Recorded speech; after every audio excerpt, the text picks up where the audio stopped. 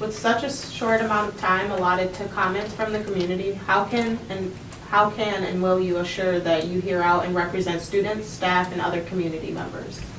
And I'm going to have Jason answer this first. I would make myself available after the meetings to address their concerns. In addition to that, I would encourage them to, I would follow up with them and like if you have a problem and you bring it to that meeting, I will do my best to address it there. If it requires more work, I'll say I'll get back to you, and I will follow up with you to see that that issue is resolved. Thank you. Okay. At the meeting, it is a short time. We do stay after the meeting. If we're sitting up there, people approach, we listen to them.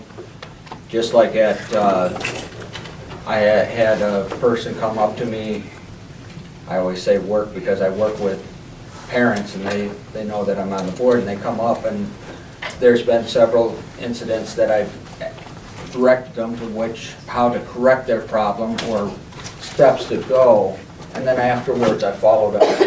I had one parent, their student was getting in trouble, and I asked them to go a certain way. They followed up with the way I said, and I asked them later, and everything worked out perfectly, and his student is having a great year this year. Thank you. Jermaine?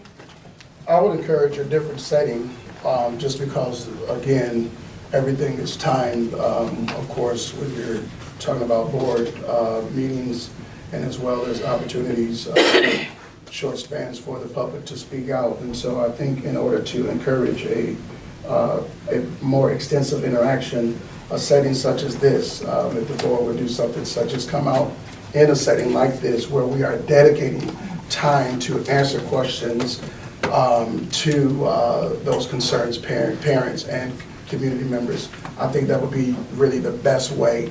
And so I would encourage something such as this, because again, just to say it's not going to be really realistic that someone's going to perhaps stay after for 30 or 40 minutes in order to answer multiple questions from other community members after a long meeting. And so a setting like this is what I would encourage.